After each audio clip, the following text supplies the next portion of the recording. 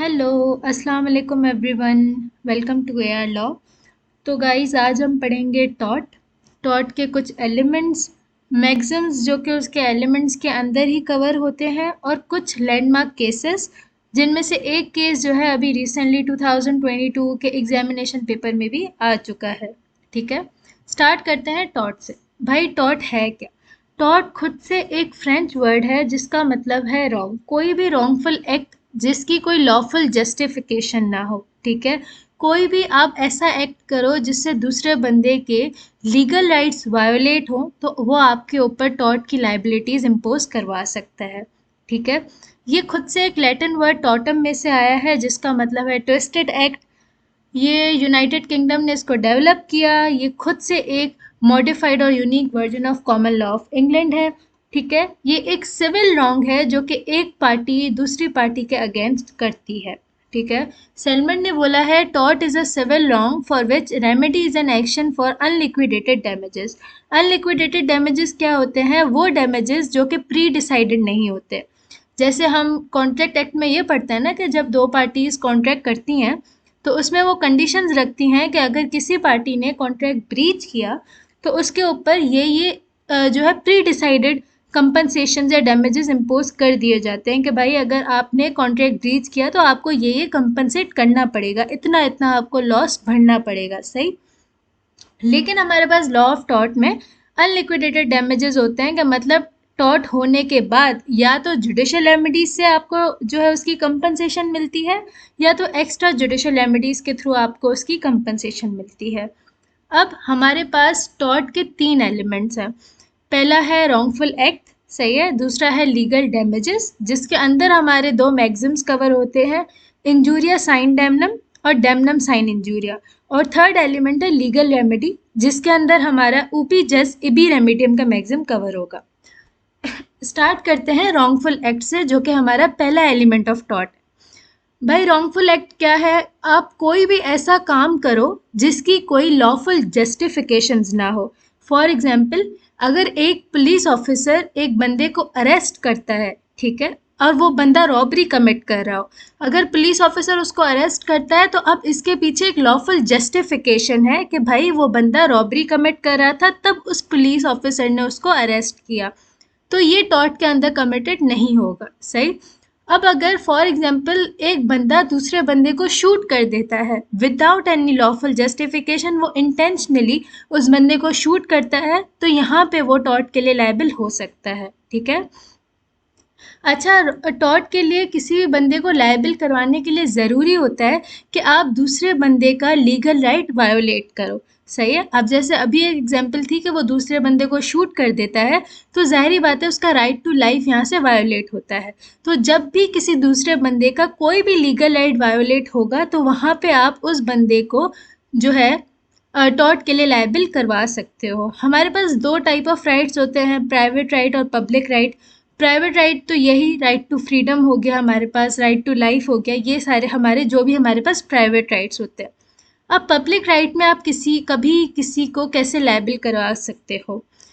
For example, एक बंदे ने, ठीक है, सड़क पर एक बैम्बू ट्री उगाया हुआ है। अब जो है वहाँ पे सड़क पे हर किसी का राइट है, सही है। अब ये है कि अगर एक बंदे को उस बैम्बू ट्री से एक थोड़े सब्सटेंशियल लॉस होता है, सब्सटेंशियल डैमेजेस होते हैं, कुछ स्पेशल नुकसान होता है।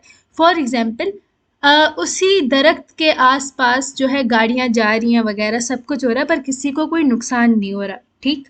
लेकिन एक बंदा है, ठीक है, रात को अंधेरे में अगर वो उस दरख्त से टकरा जाता है और उसका कोई सर वगैरह फट जाता है, तो ऐसे उस बंदे को सब्सटेंशियल लॉस होगा, ठीक है, उसको स्पेशल डैमेजेस होंगे। अब इस कंडीशंस में आप उस बंदे को जिसने बैम्बू ट्री लगाया था, अब उसको टॉर्ट के अंदर जो है लायबल करवा सकते हो। हमारे पास अब दूसरा एलिमेंट है लीगल डैमेज। लीगल डैमेजेस क्या होते हैं? ये डायरेक्ट रिजल्ट होता है एक बंदे के रॉन्गफुल एक्ट करने का। मतलब एक बंदे का जब इंडिविजुअल का लीगल राइट वायोलेट होता है तो उससे क्या होता है? उस बंदे को लीगल डैमेज होता है। सही। अब फॉर एग्जाम्पल, हाँ, अब देखो, when there is a violation of legal right of a person, no action in tort will lie even if he suffers any amount of pecuniary loss. इसका मतलब ये है कि भाई इसमें नेसेसरी है कि दूसरे बंदे के लीगल राइट्स वायोलेट होने चाहिए। अब ये आपको ज़्यादा समझ आएगा, हमारे पास जो दो मैक्सिम्स हैं, इंजूरिया साइन डेमनम और डेमनम साइन इंजूरिया। ऊपर वाली चीज़ ये है कि अगर किसी बंदे को नुकसान हो रहा है, किसी को पैसों का नुकसान हो रहा है, लेकिन उसका कोई आप लीगल राइट वायोलेट नहीं कर रहे, तो आप उसको टॉर्ट के लिए लायबल नहीं करवा सकते। इसको हम फर्दर मैक्सिम से ही समझते हैं। पहला मैक्सिम है इंजूरिया साइन डेमनम, ठीक है। अब इंजूरिया साइन डेमनम क्या है? इंजूरिया का मतलब है वायोलेशन ऑफ लीगल राइट्स, साइन मतलब विदाउट, और डेमनम मीन्स डैमेज या हार्म। ऑल टुगेदर इसका मतलब है violation of legal rights without any harm. अब एक बंदे का आप जो है लीगल राइट वायोलेट कर रहे हो, और भले आप एक बंदे का लीगल राइट वायोलेट कर रहे हो, पर भले आप जिस भी तरीके से उसका लीगल राइट वायोलेट करो, उस ज़रिए से उस बंदे को कोई नुकसान नहीं हो रहा, ना ही पैसों का नुकसान, ना ही जानी नुकसान, बस उसका जो है लीगल राइट वायोलेट हुआ, तो फिर आप इंटाइटल हो जाओगे कंपनसेशन देने के लिए। अब ये जो हमारे पास पहला केस है एशबे वर्सेस वाइट, ये रिसेंटली 2022 के एग्जामिनेशन में आया था, ठीक है। इसमें ये हुआ था कि भाई जो प्लेंटिफ था, एशबे जो था, वो एक क्वालिफाइड वोटर था, सही है। वो वोट देने जा रहा था, लेकिन जो पुलिस ऑफिसर, जो कि हमारे पास यहाँ पे डिफेंडेंट है, उस पुलिस ऑफिसर ने रॉन्गफुली रिफ्यूज कर दिया एशबे को कि भाई वो वोट ना दे। अब उसके वोट ना देने से जो इलेक्शंस थी, जो कैंडिडेट था, उसको कोई हार्म नहीं पहुंचा। क्यों? क्योंकि कैंडिडेट जो है वो इलेक्शन जीत चुका था। लेकिन क्योंकि एशबे का जो है लीगल राइट वायोलेट हुआ था, तो इस वजह से जो डिफेंडेंट था ऑफिसर, वो इंटाइटल्ड हो गया था कंपनसेशन देने के लिए। अब हमारे पास इसी के साथ दूसरा केस है Bhim Singh versus state of Jammu and Kashmir. इसमें ये हुआ था कि भीम जो था वो एक एमएलए था जम्मू एंड कश्मीर का, वो असेंबली के लिए जा रहा था, ठीक है। उसके क्या हुआ था, बीच में पुलिस ने उसको अरेस्ट कर दिया, डिटेन कर दिया, और उसको मैजिस्ट्रेट के सामने प्रोड्यूस नहीं किया विद इन 24 आवर्स। अब आप सबको पता ही होगा कि हमारे पास जो रेट ऑफ हैबिस कॉर्पस है, वो इसी वजह से आई थी कि अगर किसी बंदे को आप डिटेन करते हो, तो उस बंदे का ये लीगल राइट है। आर्टिकल 9 ऑफ कॉन्स्टिट्यूशन में भी आपको ये फंडामेंटल राइट गिवन है कि आपको 24 आवर्स वो मैजिस्ट्रेट के सामने प्रेजेंट किया जाए, ठीक है। लेकिन भीम को प्रेजेंट नहीं किया गया था, जिसकी वजह से उसका जो है लीगल राइट और फंडामेंटल राइट इन्फ्रिंज हुआ था, और कोर्ट ने पुलिस ऑफिशियल्स को बोला था कि भाई उनको डैमेजेस किसी भी हाल में देने हैं, क्योंकि उन्होंने भीम का लीगल राइट वायोलेट किया था। इससे यही समझ में आता है कि भाई किसी का भी लीगल राइट वायोलेट हो, फिर भले उसको कोई हार्म ना पहुंचे, उसको कोई नुकसान ना हो, लेकिन अगर किसी का लीगल राइट वायोलेट हो रहा है, तो वो कंपनसेशन, तो जो डिफेंडेंट होगा वो कंपनसेशन के लिए लायबल हो जाएगा। अब हमारे पास दूसरा है डेमनम साइन इंजूरिया, ठीक है। ये अपोजिट है इंजूरिया साइन डेमनम का। इसका मतलब ये होता है कि आपको हार्म हो, ठीक है, लेकिन आपका कोई लीगल राइट वायोलेट ना हो रहा हो, सही है। अब इसकी हम एग्जांपल समझते हैं एक केस से, जो कि है ग्लॉसेस्टर ग्रामर स्कूल केस। इसमें सिंपली ये हुआ था कि भाई एक डिफेंडेंट जो है, ठीक है, यहाँ पे डिफेंडेंट के ऊपर केस किया गया था, ज़ाहिरी बात है। तो अब यहाँ पे डिफेंडेंट ने ये बोला था, असल में था ये कि डिफेंडेंट एक टीचर था, सही है।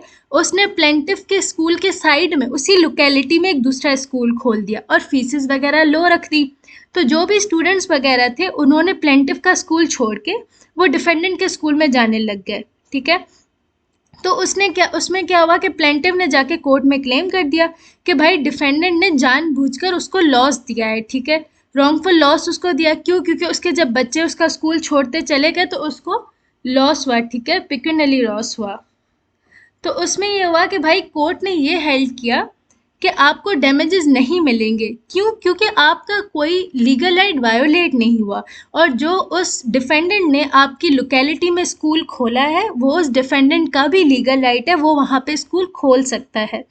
तो इससे यही क्लियर होता है कि भले आपको हार्म हो या ना हो, आपका अगर लीगल राइट वायोलेट हो रहा है, देन आप जो है लायबल हो जाओगे कंपनसेशन देने के लिए। हमारे पास थर्ड एलिमेंट है लीगल रेमेडी। अब लीगल रेमेडी क्या होता है? जैसे सेलमेंट ने हमने स्टार्ट में पढ़ा था, सेलमेंट ने भी बोला था कि भाई हमारे यहाँ पे टॉर्ट में अनलिक्विडेटेड डैमेजेस होते हैं जो कि प्री डिसाइडेड नहीं होते। अब इसके अंदर हमारे पास एक मैक्सिम आता है, ऊपी जस इबी रेमीडियम, there is no wrong without remedy, या where there is a right there is a remedy. मतलब अगर आप कुछ गलत करोगे, आप किसी का लीगल राइट वायोलेट करोगे तो आपको रेमेडी देनी पड़ेगी। अब हमारे पास दो टाइप्स ऑफ रेमेडीज होती हैं, एक होती है जुडिशियल रेमेडी और एक होती है extra judicial remedies. Judicial remedies क्या होती है कि भाई वो रेमेडीज जो कि हमें कोर्ट देती हैं, और एक्स्ट्रा जुडिशियल रेमेडीज वो होती हैं जो कि आप कोर्ट के पास नहीं जाते, लेकिन आप कोर्ट के पास जाने से पहले ही जो दो पार्टीज होती हैं, प्लेंटिव और डिफेंडेंट, वो आपस में ही बैठ के निगोशिएट करके या किसी भी दूसरे तरीके से, अगर जो है डिफेंडेंट खुद एक्ट कर लेता है या प्लेंटिव खुद कर लेता है कोई भी एक्ट, वो खुद ही से ही अपने आप को जो है कंपनसेशन दे देते हैं, तो वो एक्स्ट्रा जुडिशियल रेमेडीज वो हैं जिनमें आपको कोर्ट में नहीं जाना पड़ता। सही है। इसके ऊपर फर्दर हम एक वीडियो बनाएंगे जिसमें हम एक्स्ट्रा जुडिशियल रेमेडीज की काइंड्स को डिस्कस करेंगे। उसमें डैमेजेस आ जाता है, फिर डैमेजेस की अलग से टाइप्स आ जाती हैं। तो ये था हमारा पूरा टॉट, उसके जनरल एलिमेंट्स और मैक्सिम्स, और उसके साथ साथ लैंडमार्क केसेस जो कि सारे इसके एलिमेंट्स के साथ रिलेटेड थे। सही है गाइस, आई होप आपको ये समझ आ गया होगा। ठीक है भाई, टेक केयर, अल्लाह हाफिज़।